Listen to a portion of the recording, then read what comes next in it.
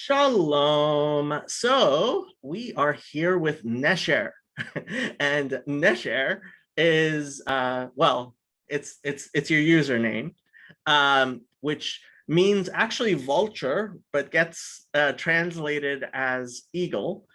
And what happened was when I started streaming on Twitch, Nesher came on Twitch, and he knows pretty much as much biblical Hebrew as I do, which was great. And so we started talking, and he joined the Discord, and what we're gonna give a try to is, because there's no way I can get through the entire Bible, especially doing it one chapter a week. What we're gonna try doing is Nesher is gonna do. We're gonna try. We'll see. Nesher's gonna try to do some chapters in a similar manner, maybe with small differences, however he's comfortable. And so first thing I would say is like and subscribe. Second thing I'll say is please do comment what times anybody thinks is good. And we haven't made any, the only thing we know so far is that it's not going to be during my live stream, and that's about the only limitation. Well, the other thing is it's not going to be on a Jewish holiday. But please comment whatever you think is a good time, and we will give that an opportunity. Also, what I wanted to help introduce is Nesher has written several books, which are really interesting. And so please tell us about your books. So when I first started learning Hebrew, I started writing. I was doing a lot of studying because I first started realizing that the law wasn't done away with, because I came from a Christian background, and so while I was learning a bunch of those things and many different Hebrew concepts, and when I was learning Hebrew, I just started coming across a bunch of things. So the first book I started writing is this is the hardback. Oh wow, you got it printed. Yeah, now I'm not registered at Barnes and Noble. I'm not registered as a seller because I don't want to be yet. So this is just my own personal use, but because I give the free PDFs away, on your Discord or on my website. But just for my own use, I got some printed out. But so this is the first book this started in 2011. It's basically done now, except for like if people start reading it in the future and start telling me. I'm sure some people have read it, but I haven't got much feedback, like really just a couple. So what's it about?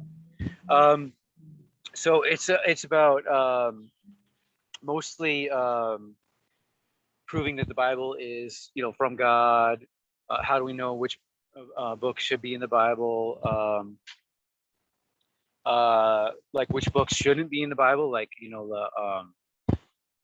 the Apocrypha, there's just a bunch of books like that. I'm gonna have to read all this stuff, because honestly, we've talked about Hebrew a lot.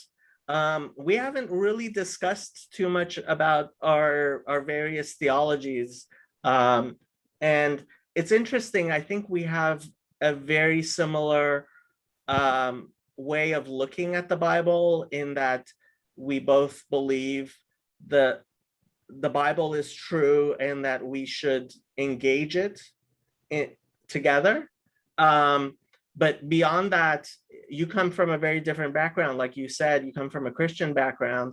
And you also previously said, what I really liked, what you talked about before we started recording, was you said you go to a church and you see something doesn't seem to fit with the Bible, and you start asking questions and they don't like that.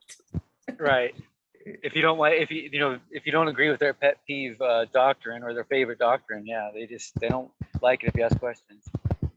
And yeah, you like me seem to like, okay, we have our views, but to me it seems, if you're taking the word of God seriously, in my opinion, um, who am I to tell you you're wrong? I may disagree with you, but I God puts in your heart, and actually that verse. So you taught me a new way of understanding this verse. So this is Psalm 37:4, and actually absolutely love the way he put it. So this is Psalm 37:4. Vehitnaeg al havaya, veyiten lecha mishalot libecha. And it so the translation, and delight yourself in the Lord, and he shall give you the desires of your heart. But that translation, veyiten lecha mishalot libecha, um, in a very literal sense, it says, um, it says God shall set the the desires of your heart. And that's just a beautiful way of saying it. um and I very much, I agree with you. It's, whatever's ultimately, if you pray, I can one of the things I pray for, and I think a lot of people pray for, is for God to actually do set our heart and where we're going. So that's just such a beautiful way of reading that verse. I mean, I wish I could take credit for, discovering that concept of the verse, but because like when I was growing up, in Christianity, a lot of Christians believe this verse to be like, if you delight yourself in God, He'll give you what you want. Mm-hmm. But so I had to come into the understanding of this what I believe is the right interpretation of this verse. I forgot who I got that correction of the translation from, but I think I have it in my book, What is Truth. I think I do mention it. But yeah, it is. When I first heard that interpretation of that verse, I was like, "Whoa, that's pretty amazing," And then I had that life example of how God put Hebrew, the passion of learning Hebrew into my heart. So I had that example. And I'm like, yeah, that must be what this verse means, because I understand that now. Well, first of all, I'm very impressed. You started studying Hebrew 10 years ago, and your Hebrew is very, very good. And I grew up as a child learning to read Hebrew, and I have family, and I've been a lot more involved than you have. So you came from a Christian background. Do you still consider yourself a Christian? Yeah, I don't agree with any denomination or official church. I believe I should read the Bible myself. What do you call it? There's well, anyway, yeah, I just believe I should read the Bible myself, and then ask God to help me interpret it. And if it disagrees with a Christian denomination or another religion, then I should ask God to tell me what the interpretation is, or for Him to show me in His Bible, and not just believe a preacher or whoever. So that's how I look at it, and not that I'm starting my own religion or anything. It's just that you know I believe God's the one that He wrote the Bible, and He's the one that can explain it, and that's who I should go to, and that's it. So that's what you explain in your book, What is Truth? Uh, But yeah, which I'm gonna have to read. Um, uh, if you want to talk more about that book, but you've also written other books as well. right. Yeah. I don't really need to talk about this one much, because even though it was the first one I started with, um, it's probably not the most important book that to myself. it's very important to myself. But you know, it covers history and doctrines and different religions. Pretty much any religion that has a claim on the Bible. Like Islam and you know others I've talked you know about. Well, the Quran has errors in it, and you know you have to trust either the Bible or the Quran. You can't trust both of them. You know, so there's a lot in it. But you know, and in this is another one that's like a traditional book. And then again, you know, I give free PDFs. This is just my own personal. I got a printed one. It just I refute a lot of Christian beliefs. Mhm. And not to make fun of them or anything. It's just I grew up believing a lot of these things I debunked in this book, and I didn't want to write this book. I really didn't. And the reason why I did is because I think God wanted me to, and again to help people, you know, just even you know beliefs about hell and forgiveness and you know just a lot of ones. But so there's 4 main books here, and these again are just my printed versions I got from Barnes and Noble. I'm not a seller in Barnes and Noble yet, probably won't be, because I believe in giving my books for free. So this is just for my own reference right now. I mean, I could order a book and then mail it to somebody, but they can't buy for themselves directly from Barnes and Noble. But so there's one missing because I haven't printed it for myself because it's not really done. And that's a Hebrew comparison between the biblical Hebrew and the modern Hebrew. So what I do is, if a word is not in the Tanakh, then it will be in my Hebrew comparison book, and that way, at least I myself can say, okay, well, so this one, is basically my dictionary of biblical Hebrew. It's called Counting Roots. Now, And what's really interesting about your dictionary, which I absolutely love, is you've set it up so that the roots are listed not in alphabetical order, but by gematria, so that it's easier to look up to look up roots that have the same value, right? Uh, right, so, for example, I'm trying to think of like what's a good word? so if we could think of a root that has a lot of different roots that are spelled the same with the same letters, so it's Right. really helpful for like if there's a couple different roots that have the same exact letters but in different order, um, then all those roots will be in.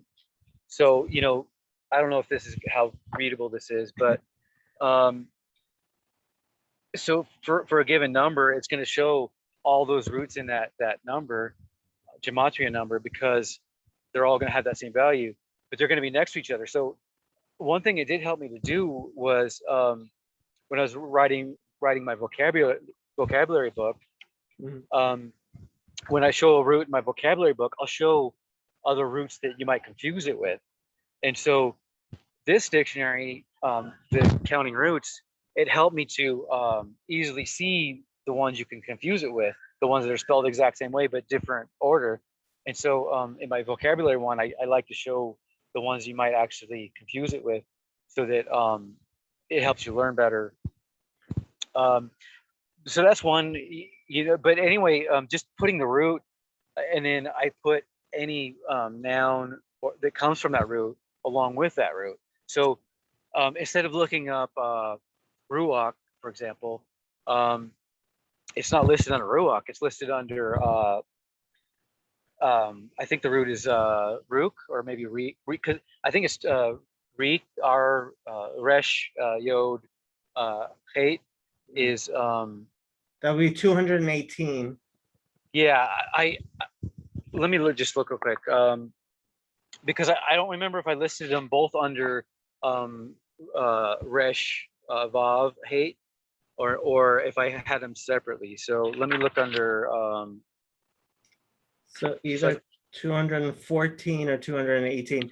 What I don't like about, while you're looking that up, what I don't like about Strong's is a lot of times I feel that he gives different numbers based on his own theology. And so I think looking for the three-letter root is really, really important. And unfortunately, there aren't any websites really, certainly nothing that I've found, which lets you just look at the various possible roots of a word. But yeah, you were saying. Yeah, I agree with you. So it is actually Reish Vav Chet, Mhm. according to my belief. And because Ruach, spirit, wind, breath are the main meanings, but Rook, the root, Reish Vav Chet, is to smell, even in Strong's. And so even though it has a Vav as the part of the root, um, uh, also savor, Rayak, Rhea, Rayak, yeah. savor, smell, scent are the main meanings for that. It still comes from that, but um, because if you were just to look up ruach by itself, you wouldn't really know exactly what you might be able to assume that it's going to kind of have a vav in the middle as its root, but especially if you look up rayak, it's like, well, does that come from a separate root or does it come from so it just helps to identify where the words come from.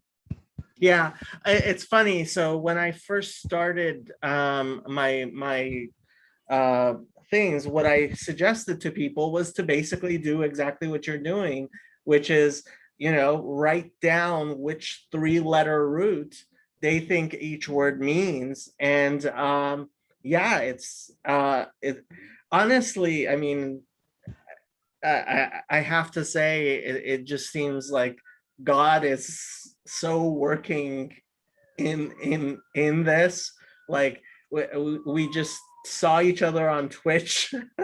Right, I recently started um because I saw Pastor Tanner does his does his streams on Twitch as well as YouTube, and I saw he has a lot of people on Twitch, and I'm like, well, okay, if there's people. And so I started on Twitch as well. And I mean, it's actually been very enlightening for me to have you in the stream talking Oh, nice. talking things over, because yeah, I mean, honestly, I'm trying to figure this stuff out. And another thing we seem to have in common is the belief that the linguists, they I think the linguists overanalyze things a little bit, because you do have to prey on, I think there's a lot of just trying to understand the language. If people are trying to understand Hebrew, uh, and actually learn it, one of I don't know if you've seen it, the channel Aleph with Beth. Um, that's actually a I don't think very so. good one. It's so they're actually teaching people. Um, it's an immersion method of biblical Hebrew. They make YouTube videos, and they don't use any language other than biblical Hebrew. That's It's interesting. Yeah, and they, they just go through, and they have lots of videos. I highly recommend it to anybody who wants to actually learn Hebrew. I disagree with certain things that they for example, say the name of God just left and right, and it just grinds on me. But um, yeah, so you were telling us about your books before I so rudely interrupted you. No, it's fine. I don't mind. Yeah. It's good. It's good when you help. Because I'm not the best public speaker sometimes. So if somebody can help guide where the conversation can go, that does help. Um, so so this county roots dictionary really helped me when I made this. I started this one in. This was the second book I started working on, the counting roots dictionary, And I started, I think, in 2012. So basically it was my own, while I was learning Hebrew, I wanted this root. I thought of this, I'm sure God gave me the idea for this root system, putting the nouns and stuff with the roots. So it helped me personally to learn. So you went then, through the entire Bible and included every root? yeah. So when I started in the Torah reading in Hebrew when I was learning in 2011, and any root I came across that I didn't, or even noun that I didn't know yet, I would I believe that's when I started putting it in this dictionary. Also, I did use I don't remember where it was. I found online a Kabbalah type gematria dictionary, but Right. they used like phrases, and it wasn't like a classical dictionary. It's more just for phrases, stuff like that. I did look at their dictionary, if you can call it that, to help start mine. But also when I first came across the word I didn't memorize yet, I would put it in. And then I use my Hebrew concordance. If anybody, I'll say what it is real quick. Let's see here.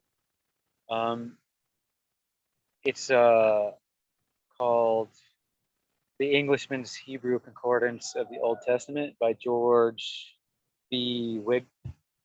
Wigram, I think. I took a picture of it. It's hard to read. Wigram, yeah. Anyway, so I went through that Hebrew concordance from the beginning to the end, the whole thing. I went through the whole thing just to make sure I wasn't missing any roots. So this is basically done. It's, but if I'm sure I come across errors sometimes, So anyway, that dictionary helped me make this. This is my vocabulary, and so that helped me make this. I don't remember if because I made a Hebrew grammar book also. I don't remember I don't remember if I did the Hebrew grammar one or this one's next, if I started on it. But anyway, so this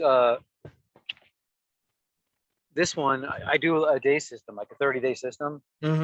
So this is the fourth day. Okay. And what I do is I put about 30. I tried to put about 30, 29, 30 root families. I call them root families. So what I call a root family is like, you have a root, and anything that comes from that, like a noun or anything, that's a root family. So there's about 29 or 30 root families for each day of the month. And I only have 30 days listed in this book because, some months are 31, some are 29, etc. And so what that means is any word, any root family of 20 times that are used 20 times in the Bible, that's not or more, is supposed to be in here. I sometimes find ones that aren't, that I've missed. But so by the end of the month, I've gone over every single root family, pretty much every single word that has been listed in Snock 20 or more times. And that way, once a month, I'm refreshing my memory of all those common words. Wow. And so yeah. sometimes I've realized I'm forgetting the word, so it helps me. But I've got it mostly down. It's not easy, but I'm incredibly impressed. I mean, this is a lot of work you did to write these books, and yeah, I mean, honestly, it's just beautiful. Oh, thank you. So then the Hebrew grammar one, this one, I don't know if when the first Jewish teacher I had, she had me buy, she recommended for me to buy, maybe it's called the First Hebrew Primer, or if anybody cares, I can find it. I have physical copies in a box somewhere. Yeah. But anyway, so I started with that grammar book, but it was missing a lot of grammar concepts that I'd have to look up, or she would have to say, "Oh, well, it's missing this, so just pay attention to this." And so this one I made. this grammar book, learning Hebrew learning Hebrew from Genesis, Mhm. because it's my belief that when God designed the Torah and the Tanakh, He designed it in a way where we can start learning Hebrew by reading in Genesis. So, in other words, the easiest words are in Genesis, in my opinion. The easiest grammar is in Genesis, in my opinion. There, like the Song of Moses. That's obvious. That's in Exodus.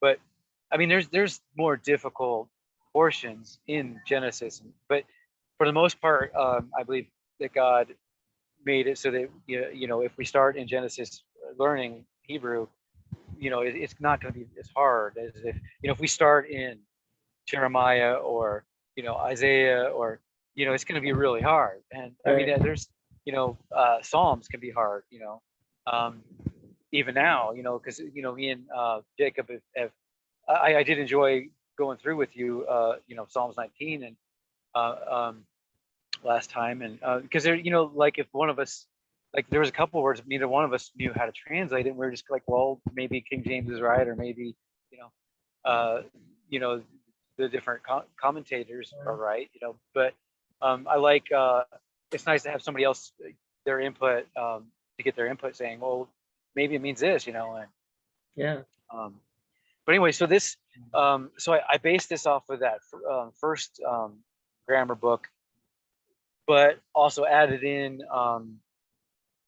the stuff that was missing, and also I used my own concept of learning from Genesis, because the grammar book I learned from was just a traditional, you just start with the common words, and you start with uh, the first person, second person, just a traditional ways of teaching. I actually start with just third person, and then because that's the first grammar conjugation. It's the first conjugation in the Torah is third person, and so I start with that, and then as we encounter second or first person, that's when I introduce that.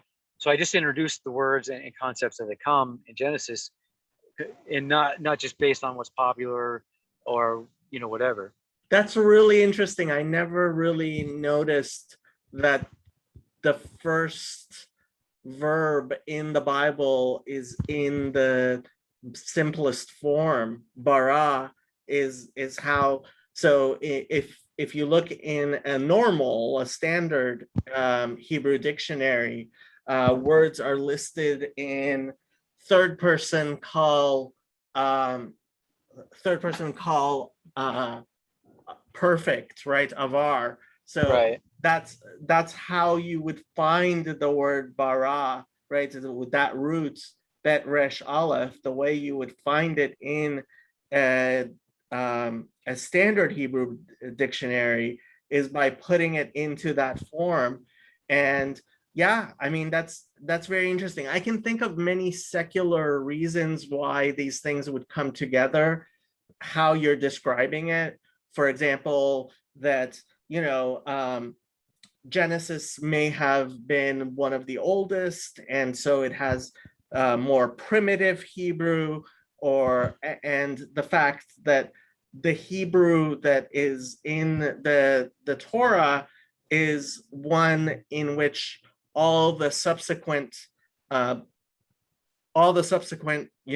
Jeremiah and everybody else would have learned, and that is like Chumash, the five books of Moses, is how children are started, even today. But yeah, that's beautifully. I never considered these things. It's I completely agree with what you said about having somebody else to talk about. It's very interesting, your ideas. Yeah, it's so funny. We just seem to click so well. Yeah, I really appreciate the how we're able to study together, and not uh, lecture each other on our beliefs, or if or because I do have a few different grammar beliefs, I think, but um I mean, I'm willing to be corrected if I'm willing to look into things, but it's nice to just have somebody that if they just do disagree, there's not going to be a lecture, or well, I can't study with you anymore because Um, so I do appreciate that, and it is pretty cool how yeah, I think God did want us to meet because I don't think it was just random, but yeah, it's just cool how I saw your stream, and like I mean most of like, any other time when I went to the biblical section of Twitch that I followed, the Bible that I followed, um, it's usually not Hebrew for one. I mean, I think there was one, a few times where it was Hebrew, but it's usually like just off in the left park, like like a lot of they a lot of people when they learn Hebrew, they they take one concept like I can think of one right now, but I don't want to use that example. But they just focus on that one concept, and that's their big huge concept. Their big concept isn't learning the Bible or about God. They like to have their pet peeve thing, and that's always going to be their, and I just try to avoid people that have that singular, just like SDA, the Seventh Day Adventist Church. Nothing against the people that go there, but their thing is the Sabbath. Okay, well, and they don't care really about Hebrew, but if they did care about Hebrew, it would all be about Sabbath, the Ten Commandments only. They don't care about the other commandments, and so I like the broader picture, and people, I like studying with people who are willing to look at the whole picture and not just focus so much on this one thing that they love about the Bible. I mean, there's lots of things to love, and we all have passions, but like, I just like the broad picture study. I agree with you. I think there are certainly a lot of people, what they find interesting. Personally, I have my beliefs, which are a little quirky and out there. And we talked about some of them, including like the stuff about Mashiach ben Yosef. And for me, it's been kind of important for this channel, my channel, not to be um, solely about my personal beliefs and things like that, but I think more broadly being about helping anyone who can benefit from, hopefully, I teach Aleph Bet because I think that's what I know to be absolutely true, right? I, I can, I can, I can tell you this is Aleph, this is Bet, this is Gimel, and I can try to help people learn Hebrew.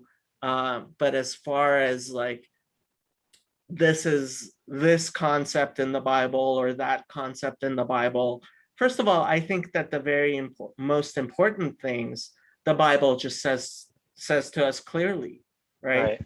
God very openly like says this is important, and he repeats it over and over again because this is his message to us.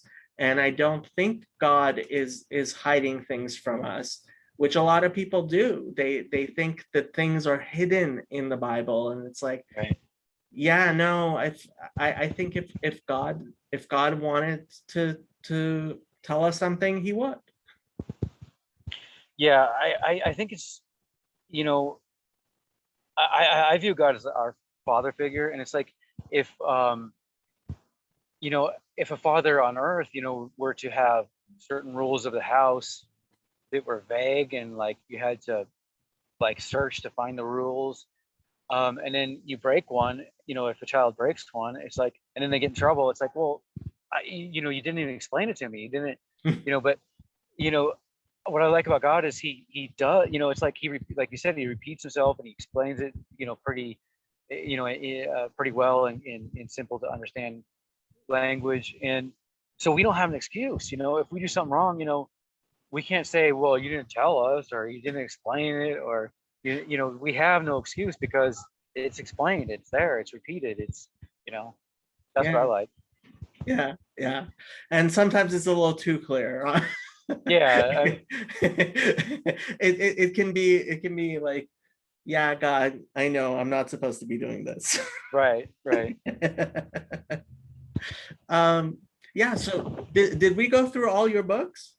Um, I think so.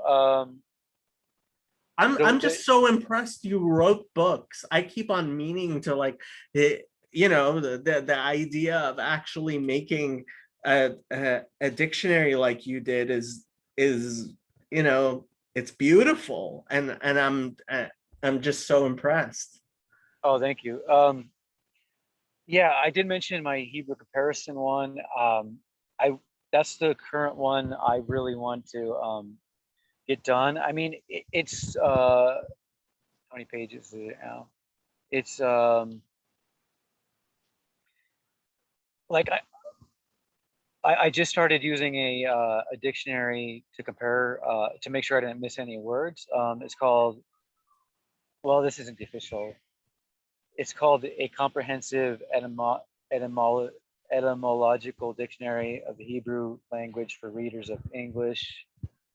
Um, I think by Ernest Klein, Carta, Jerusalem, University of Haifa.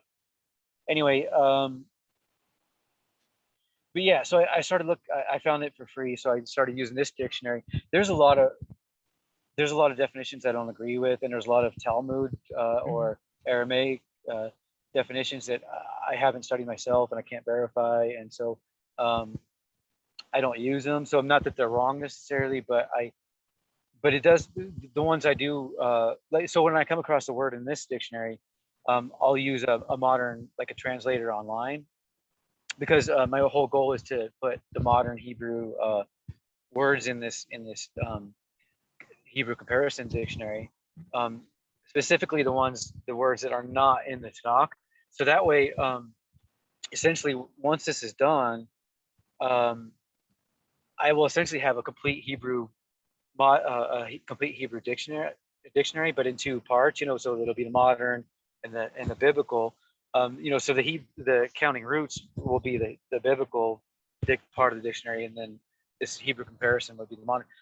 Now, I'm not going to have every single modern Hebrew word in it, Mhm. um, but you know, especially swear words and stuff. But you know, the common stuff for sure, and even phrases. I've been putting some phrases in there because a lot of those aren't easy to understand just by looking at them as a, because my first learning was biblical Hebrew, and then and then learning the modern Hebrew. A lot of the phrases aren't obvious as to their meaning, and so um, but you know, basically that's my main goal is like, so if I come across I can go to Israel and you know, read a signpost. And okay, well, you know, if I have to use my two dictionaries, I can say, okay, well, this one, you know, I got that one. And it's two I books, but I have to tell you, when I was in Israel, because when I first started learning Hebrew, I took a modern Hebrew class in university, and then I started learning because I was interested in the Bible and things like that. So I really started learning a lot more biblical Hebrew, and uh, what happened was when I went to Israel, uh, my uh, the only person who really understood me was my cousin, who's an archaeologist. Because what I would do is so there are roots that I know, right? And I would start using those roots in all seven binyanim, right? And of course, in modern Hebrew, they don't actually use the words in the various binyanim. So I have a very hard time understanding.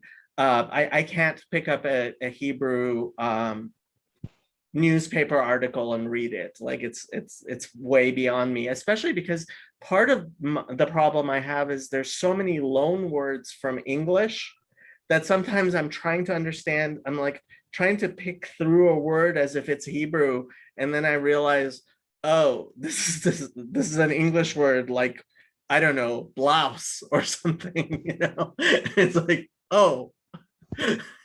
yeah, that's one of the things I was realizing while making this Hebrew comparison book is, um, probably half of the words that I'm putting in this dictionary are just transliterations of English. Yeah. It's like, and so, or some of it's transliterations from Greek or Latin. And my problem too when I was trying to read modern Hebrew is I was trying to think, okay, I was assuming that every word was just like an actual Hebrew word, and like trying to think of the root system, like you mentioned, and it's like, well, it doesn't work when it's transliteration, and my mind wasn't thinking transliteration. So, but I think that's one secret, I guess you could say, or tip that I'm learning myself is uh, try to ask yourself, was this a transliteration? Because there's so many transliterations in modern Hebrew. There are, yeah. There are. Honestly, I don't know how much. And one of the things, which, for example, a lot of in religious circles, for example, there's the word chashmal, right? Which means electricity in modern Hebrew, but in actual like in the Bible, chashmal, it refers to angels, and so there in very religious circles in Israel, they will not use the word chashmal. They'll use the word electricity, and they'll transliterate it because they don't want to profane a name of one of the angels. And so there are also these things. And so sometimes people ask, well, why isn't there an official way of transliterating things from Hebrew to English? And one of the reasons there's no official way of transliterating it is because it's so political, right? Some people, that there's the question of the liturgical way and the so yeah, it modern Hebrew makes things a lot more complex. And I mean, yeah, that's quite an undertaking. To try to compare biblical and modern Hebrew. Yeah. Well, I mean, I started the book for myself. I mean, I'm offering it for free online also as a PDF, but um, because when I started learning modern Hebrew, you just reminded me that a lot of modern Hebrew words, it, it, uh, it might come from they might have used a biblical Hebrew root as their basis for this new Hebrew word in modern times. Um, but they'll go kind of above and beyond sometimes, or sometimes they'll just go completely in a different direction in their meaning. And we have the biblical Hebrew meaning, and then we have the modern meaning, which doesn't even match anymore. And so there is a lot of times in my comparison book, and this was the main reason why I wrote it, is so that I myself at least could look in this comparison book and say, okay, well, I know it means this in the Bible, but what does it mean in modern times? And then also in modern times, I can I can look at this. There's a lot of like the word for jump, like today, because every day I go on Duolingo to learn some modern Hebrew. I mostly use it to help finish my Hebrew comparisons dictionary. But so the word to jump in modern Hebrew in the Tanakh, it actually means to skip, and there's a couple other definitions. So yeah, in modern times, yeah, jump is probably accurate, but I believe skip is probably more accurate. But so the modern Hebrew has kind of made it to jump, but it's still similar. But at least that way I can look at it and kind of understand the differences. What threw me was the first time I came on the word sapak, which means outlet in modern Hebrew. And so the root is samech pe kuf, which yes, kuf, suffix, yeah, which has, first of all, in Hebrew it has the two. So there's safek, which is a doubt, and then there's like maspik, right, which means enough, right? And to provide, that's where the word provide, the root does mean to provide. And so they took that to mean an outlet, as in an electrical outlet, sapak. So the first time I came on that word, and obviously there, when you're reading a newspaper, it doesn't have any of the vocalizations. And so it was like the first time it's samach pei kuf, like, are they talking about a doubt? And it took me a while to figure out what was going on there. Yeah, but so yeah, that's yeah. Um, so okay, I think we've done at least a good little introduction to who you are. Was there anything you wanted to add or specifically to talk about? Um, I mean, if people wanted to see my books, I can put them on your Discord, Great. or they can go to my website, whichever one they want. I will link your website. I'll put it in the description so that it's available. Okay. I don't have a very big following, but anybody who's interested, yeah, I'll put your website in the description. And of course, everybody is invited onto the Discord, Jacob's Ladder Discord. A lot of the people who are going to watch this are from the Bridges of Meaning Discord. I don't think you've been going on that, but that's a different, much bigger Discord than mine. So we are talking about the Jacob's Ladder Discord. I did join that one, but and I said hi and stuff, but it's a really big Discord. I haven't really talked much in it, but yeah, it's and it has thousands of members and it's very active. Yeah. Yeah, so I am going to stop the recording, if I can figure out how.